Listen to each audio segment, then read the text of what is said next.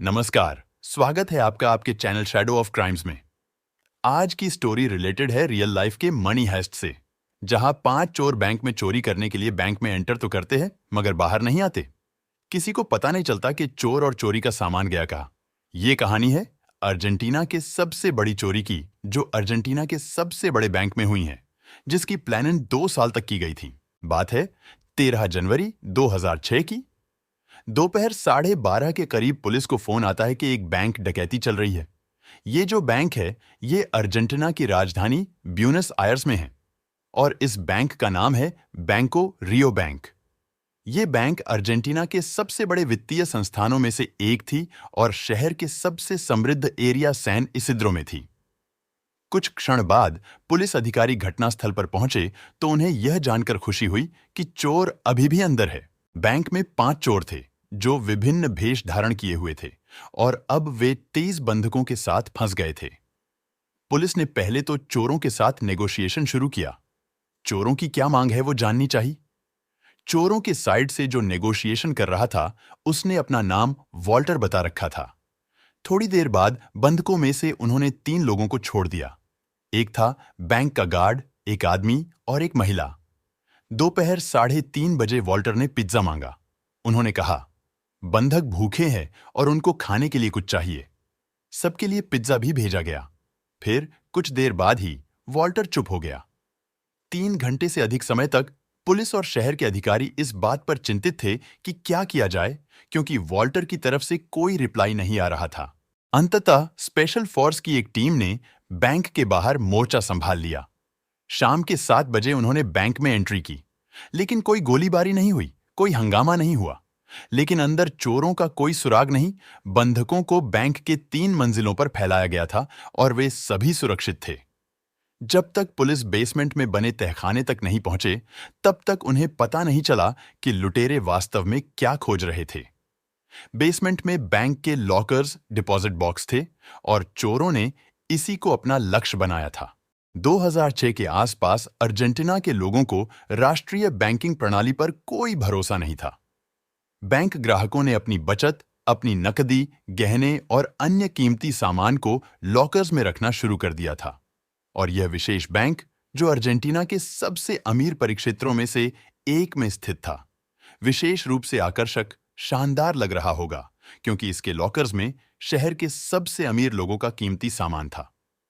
किसी तरह चोरों ने बड़ी संख्या में बैंक के 400 में से 145 लॉकर्स को तोड़ दिया और उन्हें साफ कर दिया। लेकिन वास्तव में उन्होंने क्या चुराया था या वे कहां गए थे, यह एक रहस्य था। पुलिस ने बैंक की 3 मंजिलों के चप्पे चप्पे की तलाशी ली, लेकिन गिरोह के एक भी सदस्य का पता लगाने में असफल रही। बैंक के पास केवल 2 निकास द्वार थे। घेराबंदी शुरू होने के बाद से दोनों को पुलिस ने बंद कर दिया था। इमारत की सभी खिड़कियां बरकरार थीं और लुटेरे बंधकों के बीच नहीं छुपे थे। वे बस गायब हो गए थे। चोर कुछ चीजें पीछे छोड़ गए थे। पुलिस को एक बैटरी पैक मिला, जिसके बारे में उन्होंने अनुमान लगाया था कि इसका उपयोग बक्सों को तोड़ने के लिए किया गया होगा। फर्श पर खिलौने वाली बंदूकों को एक लाइन में रखा गया था और खिलौनों के ऊपर की दीवार पर टेप से चिपका एक नोट मिला। अमीर लोगों के पड़ोस में बिना हथियार या शिकायत के ये सिर्फ पैसा है, प्यार नहीं। इस चोरी के पीछे मास्टरमाइंड था फर्नांडो अराउजो। अराउजो ने 2003 से इस चोरी की प्लानिंग पे काम करना शुरू किया था। इसके लिए उसने बैंक के पास एक घर किराए पर लिया और नीचे सीवेज सुरंगों की खोज शुरू की। खुद को एक आर्किटेक्चर स्टूडेंट बता के शहर के नीचे बिछी सीवेज टनल की इंफॉर्मेशन हासिल की। फिर उसने एक स्थानीय motorcycle mechanic Sebastian Garcia bolster को सिविल इंजीनियर के रूप में अपनी टीम में शामिल होने के लिए मना लिया। बोल्स्टर सुरंग बनाने के काम में माहिर था। महीनों तक बोल्स्टर रात में शहर की विशाल सीवर सुरंग से होते हुए बैंक के पास पहुंच जाता और बैंक के पास वाले सुरंग में अपना काम शुरू कर देता। बोल्स्टर ने अपनी रातें सड़क के नीचे की चट्टानों को काटने में बिताईं, जो कि बैंक के और भी करीब पहुंचाती थी। जैसे जैसे उनकी योजनाएं पूरी हुईं, उन्होंने डकैती में और भी लोगों को शामिल किया। शहर के अंडरवर्ल्ड में दोस्तों के माध्यम से उसने एक अनुभवी बैंक लुटेरे को भर्ती किया, जिसे हर कोई डॉग कहता था, साथ ही डॉग के एक पुराने सहयोगी जिसका नाम रूबेन अल्बर्टो डे ला टोरे था, वो भी शामिल हुआ और लुइस मारियो विटेट सेलेंस को पुलिस के साथ नेगोशिएटर के रूप में शामिल किया गया।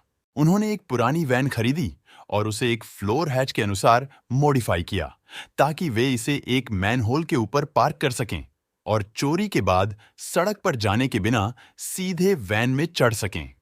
उन्होंने जूलियन जालोचेवरिया नाम के एक व्यक्ति को अपना ड्राइवर बनाया।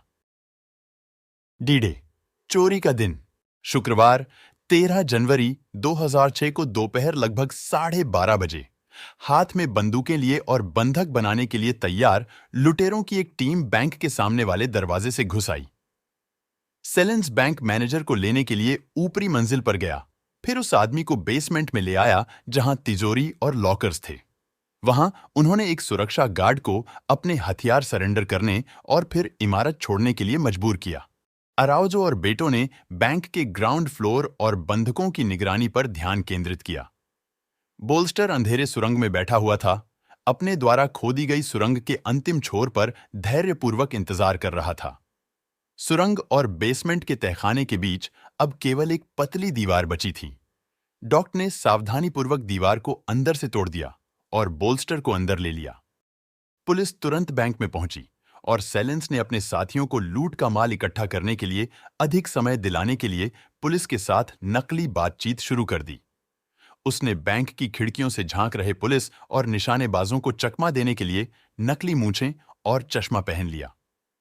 दोपहर 2:30 बजे तक उन्होंने 2 बंधकों को रिहा करने की बात कही। इस बीच बोल्स्टर तहखाने में लॉकर्स को तोड़ने के लिए एक विशेष तोप का उपयोग कर रहा था। 2 घंटे के बाद उन्होंने 143 बक्सों को खोल लिया और अभी भागने का समय आ गया। सेलेंस ने अधिकारियों से कहा कि वे हार मानने को तैयार हैं। सेलेंस ने पुलिस को बताया कि बंधकों के लिए कुछ पिज्जा और सोडा लाओ, हम थोड़ा खाना खाएंगे और आत्मसमर्पण कर देंगे। वह जानता था कि सेना के प्रवेश के समय तक वे इमारत से बाहर हो जाएंगे। लुटेरों ने अपने डीएनए को छुपाने के लिए पूरे बैंक में क्लोरीन छिड़क दिया और अपराध स्थल के जांचकर्ताओं को चकमा देने के लिए इधर-उधर बालों को फेंक दिया था। फिर वे बिना किस निशान के अपनी सुरंगों और सीवर में भाग गए। वहां 2 छोटी नावें, जिसमें से एक मोटर वाली थीं, उनका इंतजार कर रही थीं, लेकिन मोटर चालू नहीं हुई, इसलिए उन लोगों को 14 ब्लॉक दूर अपनी वैन तक पहुंचने के लिए सीवर में चप्पू चलाना पड़ा। वे सफलतापूर्वक वैन तक पहुंचे और अपने सुरक्षित घर तक चले गए। फिर उन लोगों ने पैसे को आपस में बराबर बांट लिया और अलग हो गए। उन्होंने एकदम परफेक्ट चोरी की थी। बड़े पैमाने पर पुलिस ने कार्रवाई की, मगर पुलिस के हाथों कोई सुराग नहीं लगा। ऐसा लग रहा था कि अराउजो एंड कंपनी सदी की सबसे बड़ी डकैती करके बच गए हैं और शांति से अपने लूटे हुए माल का आनंद ले सकेंगे। ये जबरदस्त चोरी सिर्फ एक गलती की वजह से पकड़ी है। जो 5 चोर थे, उसमें से एक की वाइफ ने आपस में पैसों के लिए हो रहे झगड़े के कारण पुलिस को जाकर सब बता दिया। दरअसल हुआ ये था कि डकैती के कुछ हफ्तों बाद एक दिन जब बेटो घर आया तो उसे चोरी के पैसों में से काफी सारे पैसे कम दिखे। उसकी पत्नी एलिसिया डिटुल्लियो ने उसके सामने स्वीकार किया कि उसने बिना अनुमति के बेटो से लगभग $300,000 ले लिए थे। 18 साल तक साथ रहने वाले पति पत्नी के बीच तीखी बहस हो गई। बेटो ने मांग की कि वह जो कुछ उसने लिया था उसे तुरंत वापस लाए और उसके घर से निकल जाए। क्रोधित होकर डिटुल्लो ने पुलिस को बुलाया और पुलिस ने बेटो को हिरासत में ले लिया। बेटो, बोल्स्टर, सेलेंस, अराउजो और जालोचेवेरिया सभी को गिरफ्तार कर लिया गया। 2010 में बेटो को 15 साल की सजा सुनाई गई, अराउजो को 14 साल की सजा सुनाई गई, जालोचेवेरिया को 10 साल की सजा सुनाई गई और बोल्स्टर को 9 साल की सजा सुनाई गई। सेलेंस एक अलग त्वरित सुनवाई के लिए सहमत हुआ, जहां उसे न केवल डकैती के लिए 14 साल की सजा दी गई, बल्कि अन्य विविध अपराधों के लिए भी जुड़ा हुआ पाया गया, उसके लिए भी उसे सजा हुई। तो ये थी आज की कहानी। मिलते हैं नेक्स्ट वीडियो में एक नए कहानी के साथ। तब तक के लिए नमस्कार।